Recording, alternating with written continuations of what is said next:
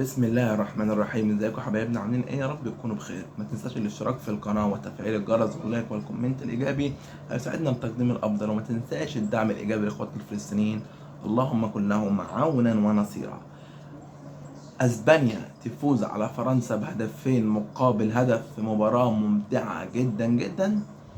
وانجلترا تفوز على هولندا المقنع حتى الآن، ولكن النهائي اسباني انجلترا. وهنتكلم كمان عن مباراة النادي الأهلي أمام بيراميدز، هي قمة اتخلقت من جديد في الدوري عندنا، قمة في الدوري المصري من أجل حصد لقب الدوري.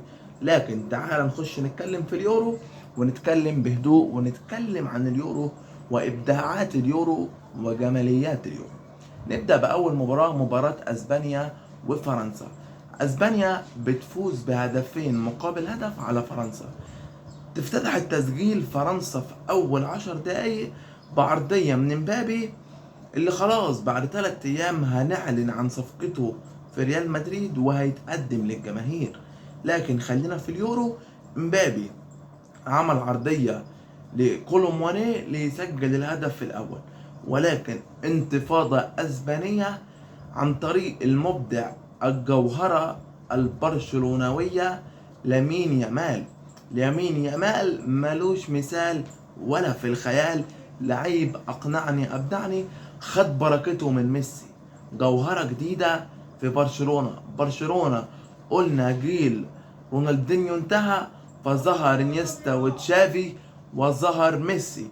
قلنا ميسي انتهى خلاص وتشافي وانيستا، فظهر الجوهرة لامين يامال. يمين يامال صراحة سجل هدف مفيش ولا أجمل ولا أحسن من كده.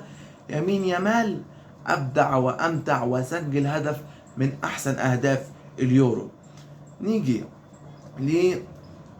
للهدف الثاني للمنتخب الأسباني، الوحش الجميل، اللاعب اللي من ناشئين برشلونة، جوهرة برشلونة الشابة، إلينو سجل الهدف الثاني، ولكن بيسجلها كوندي في نفسه.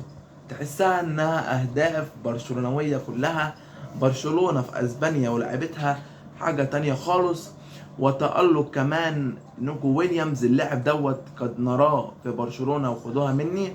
نيكو ويليامز لاعب هو ولامين يامال بطولة يورو مفيش ولا أجمل ولا أحسن من كده. بطولة أبدعوا وأمتعوا فيها، ولكن أخشى عليهم من فريق عاد من الموت للحياة اللي هي إنجلترا عملت، مش عارف، أنا كل مرة أتكلم عن ساوث جيت ما بيقتنعش تقريبا باللعيبة ولا بيقتنع ببالمر. أنا مش فاهم. ساوث جيت عندك لوكش باك شمال، ما بتلعبوش ليه لوكش باك شمال؟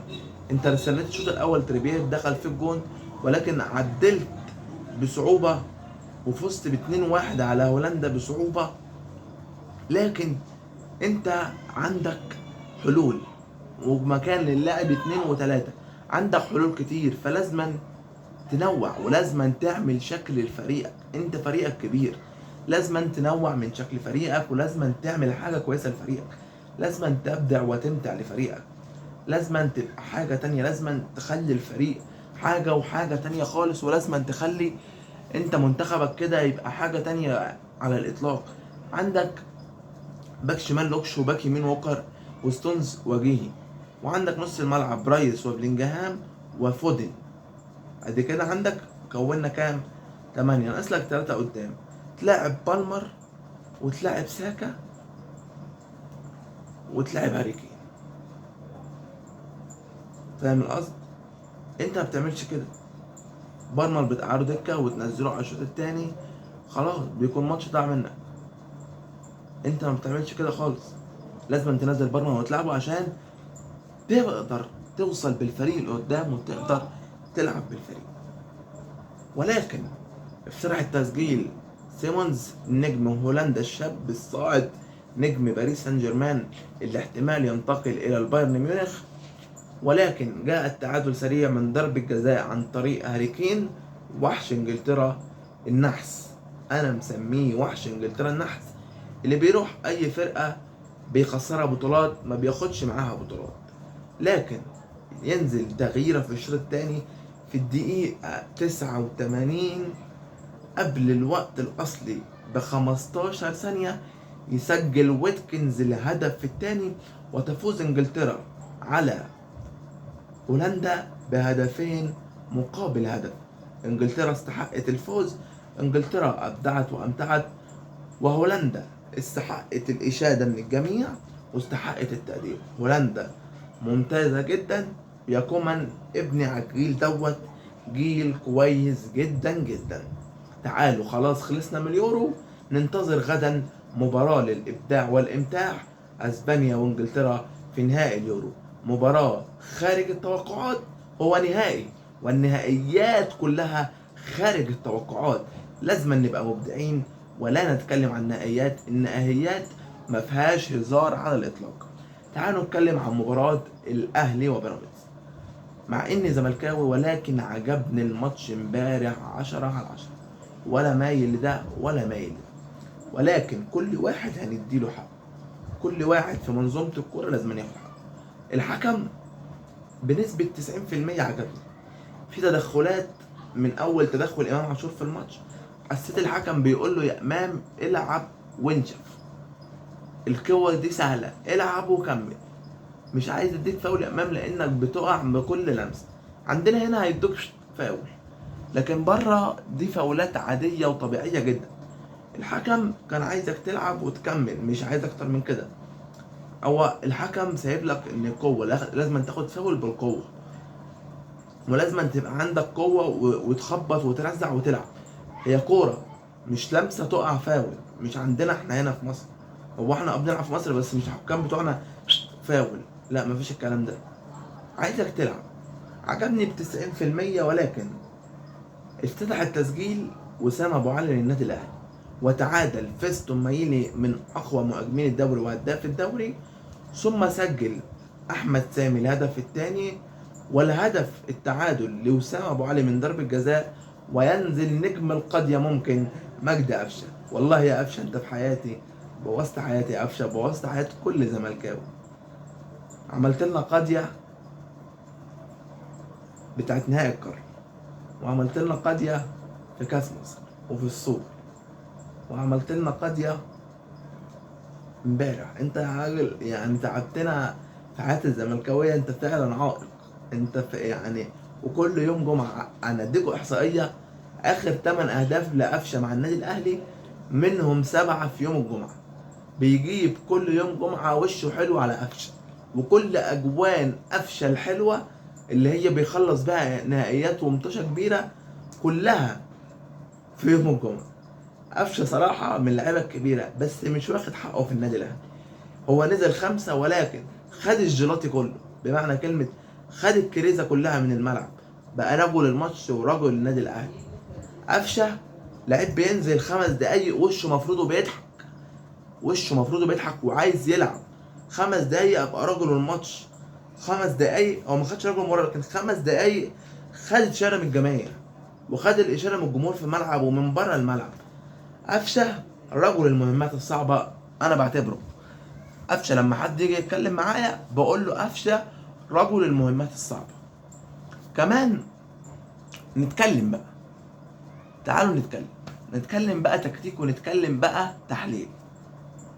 الأهلي بدأ في حراسة المرمى الشناوي، على اليمين خالد عبد الفتاح، وهو نزله الفخر لقاي. محمد هاني لعيب ما بيدافعش كويس، لعيب هاني مقتنع بيه كجناح يمين، ما بيعرفش يعمل عرضيات ولا بيعرف يعمل اي حاجه، مش مقتنع بيه اصلا. بس خالد عبد الفتاح لاعب دفاعي كويس جدا جدا. عندنا رامي ربيعه وعبد المنعم. رامي ربيعه كان نفسي يبدا بياسر، ياسر بيعرف يجري. رامي ربيعه لو مهاجم فلت منه مش هيقدر يجيبه. رامي من اللي هم عندهم كتله عضليه زايده وجسمه زايد شويه فما بيقدرش يجري. وحط لك باك شمال كريم فؤاد. كريم فؤاد عتمها على مصطفى فتحي، ما جاش امبارح مصطفى فتحي بمعنى كلمه، ما جاش الماتش. في نص الملعب بلاتي توريه، فخر لقاي، ومهند لاشين، وقدامهم مصطفى فتحي وفيستون مايلي. وكان في قلب الدفاع قدام نادي الاهلي، معلش الاهلي كمان قدامهم مروان عطيه وامام عاشور، حسين الشحات، وطاهر محمد طاهر، ووسام ابو علي. تشكيله النادي الاهلي كويسه جدا، ولكن تعالوا بقى نتكلم عن تشكيله بيراميدز. بيراميدز الشناوي ولاعب كريم حافظ، ولاعب على الشمال محمد حمدي، احمد سامي ومرعي، وقدامهم مهند لاشين وفخر لقاي وبلاد توريه، وقدامهم مصطفى فتحي وفيستون مايلي. تعالوا بقى نتكلم عن التشكيل. هو ليه ما لعبش الشيبي غير بعد نص ساعه؟ طبعا انت عزيزي المشاهد انت فهمت. ما لعبش ليه بعد نص ساعه؟ لانه خاف، واللعيبه بتسلم على في اول الماتش الشحات والشيبي يعملوا مشاده. طبعا كلكم عارفين الحكايه ومش هنقدر نتكلم فيها كتير. خاف لا يعملوا مشاده في الملعب والملعب يتوتر والشيبي يتوتر من اول مباراه. ولكن هو صح المدرب وصح من الجهاز الفني انه انتظر وانه تأنى وانه ما نزلوش غير بعد ما المباراه ايه هديت كده، وكان في اهداف 1-1 والتعادل. مبروك للنادي الاهلي على الفوز، ولكن لسه الامل، الدوري ما ضاعش. بيراميدز ما فقدش حبل الامل، ولكن الاهلي فرق باربع نقاط. على راي مدرب بيراميدز اكيد الاهلي لازم يقع. انا مش بقول لك الاهلي هيقع، لكن اقول لك اكيد. اصل ما فيش فرقه في العالم، اقوى فرق في العالم الريال، واكبر مثال السيتي ما فيش، ما طلعش من الدوري غير لما خسر. ما خدش هو مثلا 20 ماتش ولا 25 ماتش ورا بعض بيكسب. ده كده يبقى انا سبهلله في الهبهلله من الكلام، يعني مش لا يعقل. بس الاهلي فريق كبير ما فيش اختلاف على الكلام دوت. والاهلي لو صمم على الفوز في اي ماتش بيعرف يكسب الماتش. هسيب لك الكوره ولكن هكسب الماتش. مبروك للنادي الاهلي وهارد لك لبيراميدز ولادارته. مبروك للنادي الاهلي وجماهيره وادارته وشعبيه النادي الاهلي الكبيره في حوالين العالم. ما تنساش بقى الاشتراك في القناه وتفعيل الجرس واللايك والكومنت ايجابي يساعدنا بتقديم الافضل. وما تنساش الدعم الايجابي لاخواتنا الفلسطينيين، اللهم كن لهم عونا ونصيرا. حبايبنا لايك وكومنت هيسعدنا. وما تنساش الدعم الايجابي لينا، شير عشان نوصل ونبقى احسن باذن الله. كان معكم مؤمن احمد، والى اللقاء في حلقة اخرى، والسلام عليكم ورحمة الله وبركاته.